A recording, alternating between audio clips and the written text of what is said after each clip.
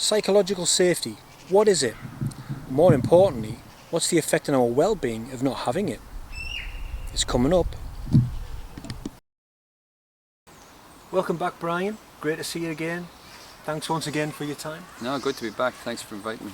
So again, if anyone wants to know a little more about Brian's background, please go back and watch part 1 of the series. As I said, I'd recommend watching part 1 and 2 first. Sorry, this is part 2, part 1 first. Psychological safety. It's a term commonly used and understood as the belief that you won't be punished or humiliated for speaking up with ideas, questions, concerns or mistakes. I'm sure we've all been in a meeting or something similar and not understood something but have been hesitant to raise our hand. How would you define psychological safety? Yeah, so psychological safety is one where it's a fairly new, it's sort of a growing concept, and it's really about relationships. It's about creating positive relationships within the workplace where people feel comfortable to be able to interact around EHS issues. So any issues that revolve around health, safety. So the psychological side of it is where people feel comfortable in that environment, and they're comfortable to raise those issues. And I suppose that's really the crux of it. It's really creating that environment where people are comfortable, they feel comfortable, and they're happy to discuss what might be otherwise difficult situations or issues that they're dealing with at that time. So in your opinion, does psychological safety then also relate to inclusivity, so the EDI, the equality, diversity, inclusivity element of that? Yeah, I think it has to be fundamentally be part of it. I know nowadays we're dealing with a lot of, I suppose, call them maybe sensitive issues because of a level of maybe lack of awareness, across, these diverse groups that we have now. So I think, it has to include that sort of full inclusivity. Otherwise, it's not going to be the type of environment where people who are maybe a little bit different or a little bit, have the ability to be able to openly speak out. Yeah. So before we do start digging any deeper, to all of you watching right now, please smash that subscribe button, give us a like as well. It is all free, costs you absolutely nothing, and it really helps the channel and make sure you don't miss any of the great content published. But also, please grow the community, spread the word, help us grow that family by sharing with others.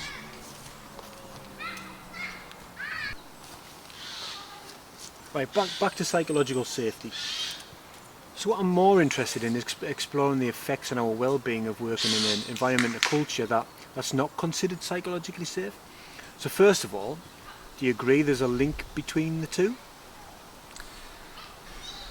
Yeah, I think, we have discussed this, I think, on the first session that we did, and how comfortable people are with, say, for example, raising an issue, like a stop work, for example, or asking a question. So I think, it's certainly, and each individual can, deals with this in their own way. But I think, it's very important that the psychological safety is fundamentally, at the core of making sure that safety is improved or is better in the workplace. If people, it is about inclusion. It's making sure that everyone is included. It is about learning, creating an environment where people can learn and grow, and that can be from mistakes or can be from lessons learned. It's where people can fully contribute and ensure that everyone has a voice. And then ultimately, the main function of all of that is to allow people to challenge safety in the workplace. So, I think they are exclusive, are one and the same thing. So you would agree that it's intrinsically linked? Yes, basically. Without a psychologically safe environment, we're much more likely to end up with some kind of a not being mentally well or not being psychologically well. Correct, because we haven't created the environment where we can challenge our safety, challenge our activities, our or openly express our concern, within that environment. So in other words, we will not deal with those issues. I know we talked about the pandemic in the first session we did. But do you think the new ways of working many of us find ourselves in, just stop that from tapping, as a result of the pandemic, start that again. Do you think the new ways of working many of us find ourselves in as an impact of the pandemic, such as working remotely, not being face to face with others, has had any effect on our psychological safety, be it positive or negative? Yeah, I think it has. I think there's been a bit of both in some ways. Experience that I've had is that I think one, on a negative footing, if I start with that one first, the lack of face-to-face interaction has made it difficult to I suppose create relationships in the working place, and as a result of that, that's made it difficult for people to really express themselves wholly.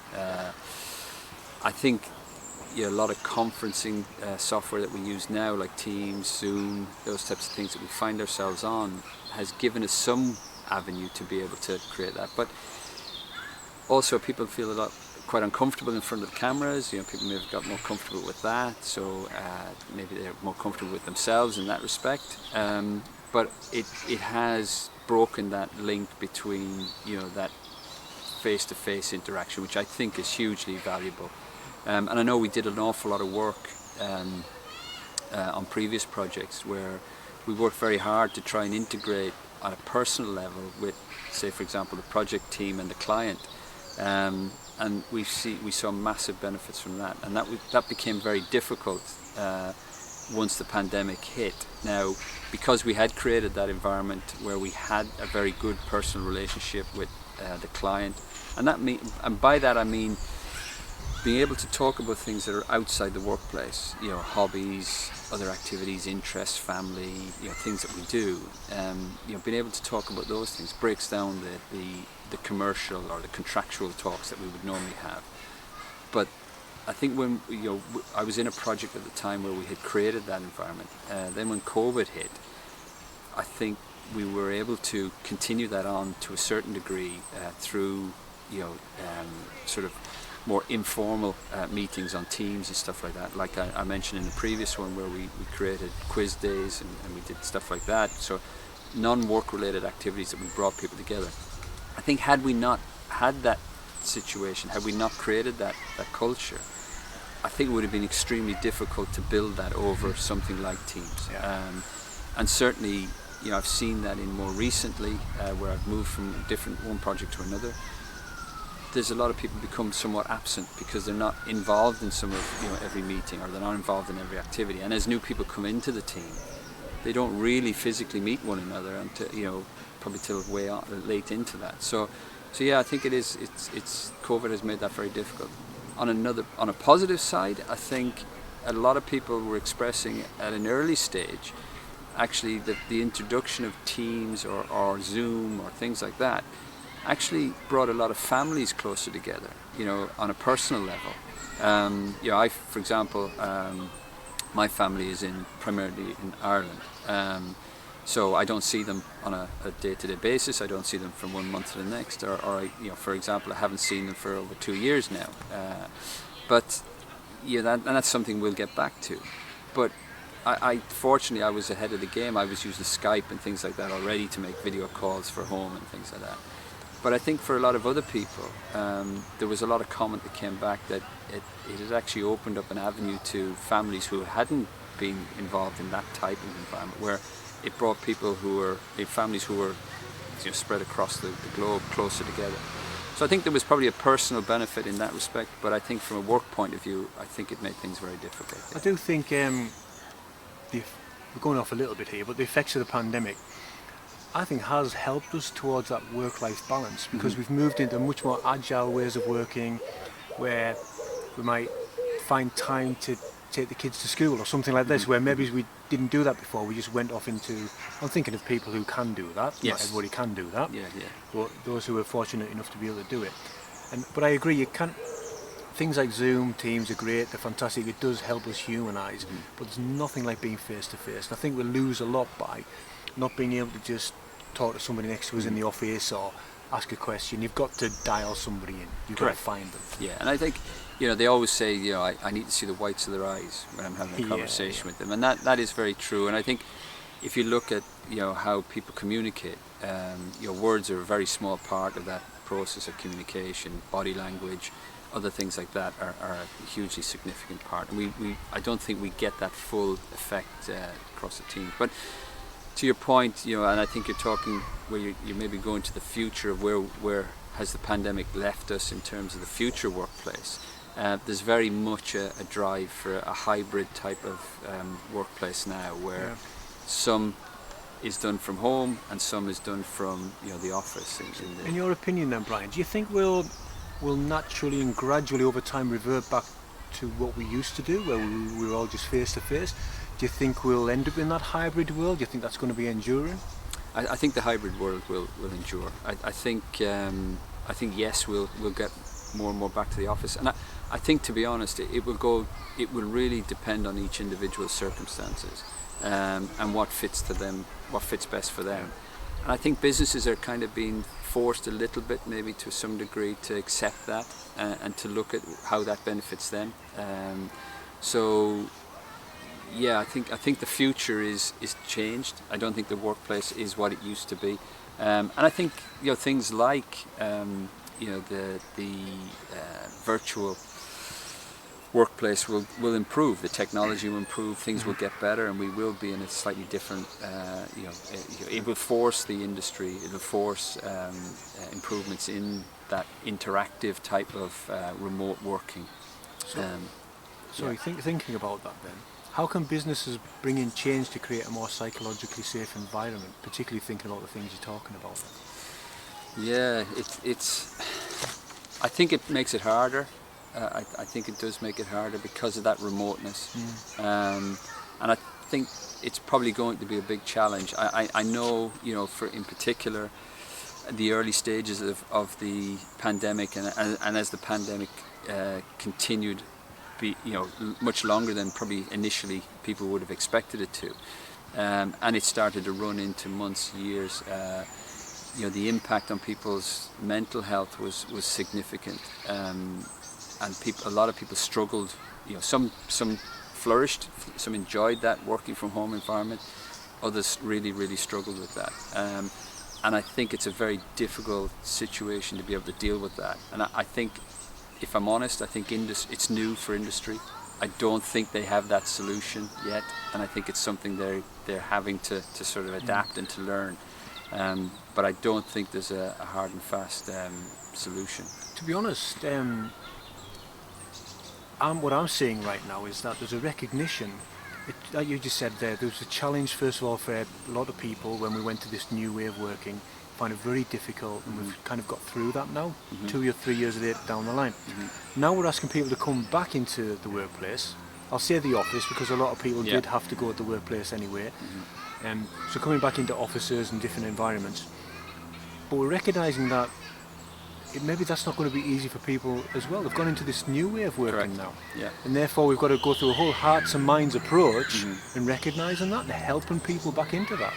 Yeah, and I think it's helping people recognise where that balance is, because we're seeing a lot of companies now. I've got quite a few friends who work in different industries, and the businesses are encouraging people now to come back to the office. They want to get people back in the office, but they're seeing a lot of resistance. They're seeing a lot of people who are saying, no, I need to work from home now, and I think it's striking that balance where a couple of days in the office, a couple of days at home, and I think that's what we're going to really end up with, is that balance. And I think as long as productivity doesn't suffer, then businesses will learn to accept that and learn to adapt to that. And I think, as I said, technology will move on as well. I think technology will create will help improve business from a remote aspect. So it's a combination of things I think are going to happen, but I think ultimately, yeah, the future is very much a hybrid. I think this is a totally different subject for another day, but I think there's another challenge around that, because a lot of businesses have decided to downsize, Yes, cut correct. cost, Yeah. and then if we do return to these workplaces 2 or 3 days a week, and we all want to return on the same 2 or 3 days, then we've no longer got enough space. But that's kind of another subject for another day. Yeah, no, very true, very true.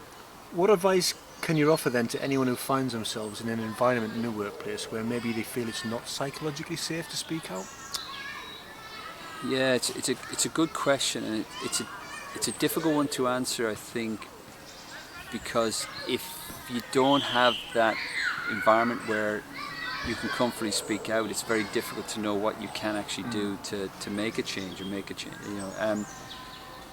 But I think ultimately, the first port of call would be to try and find somebody that you can maybe speak to about any issues that they are experiencing in the workplace. That they may find by doing that they're not the only one.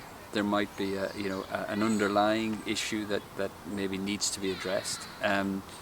Eventually there will probably be somebody in a group that will be willing to maybe take that forward. And I think it's about being able to do that in a manner that is non-confrontational.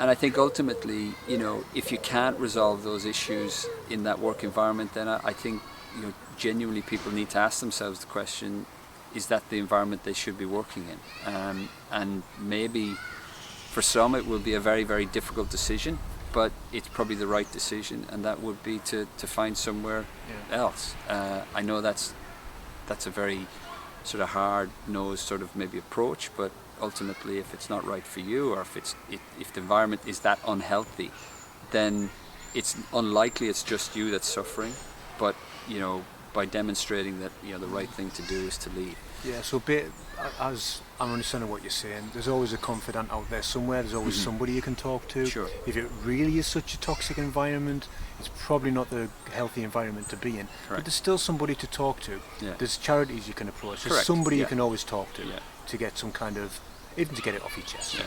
And a lot of bigger organisations, a lot of small organisations where we won't have this facility, but a lot of bigger organisations will have a helpline that you can use. And that's, just because it's a big organisation, just because they have that facility, doesn't mean that they can't have, toxic elements to their workplace. You could be, that toxic aspect could be a small part of a bigger organisation, or if it's in a smaller organisation, it could be just, culturally, that's the way it is. So any final words for the viewers out there? Look, I always say to people, we all have a responsibility when it comes to safety, in whatever manner, and we all should be taking account of not just our own safety but everyone else's. It's about working together, it's about building relationships, it's about having being comfortable in being able to talk up about safety. Everybody has concerns, everybody has issues. You don't ever think you're the only one that is dealing with maybe troubles at home or issues in the workplace. You can be very much assured that everyone has their stresses and woes. So don't ever be afraid to talk to somebody or take confidence in somebody. I think the important thing is don't suffer in silence. That's really the key thing for me. Wise words. Brian, thanks once again for joining me and the viewers today. Fantastic again to hear your insights and advice and about keep ourselves and those around us safe, both psychologically as well as physically. Again, thanks to all out there for watching. Look forward to continuing the conversation with Brian in part 3 of the series, where we'll talk about the environmental element of HSE. Again, please don't forget to subscribe and give us a like. It does really help the channel and make sure you don't miss any of the content published, and spread that word by sharing with others. Please also don't forget to visit the parent site projectpointhub.com for more great content and resources for you to use and enjoy, and help you through your career as we focus on our people, the planet and projects. Until the next time, I give you Brian Balfe. Thanks, Steve. Appreciate it.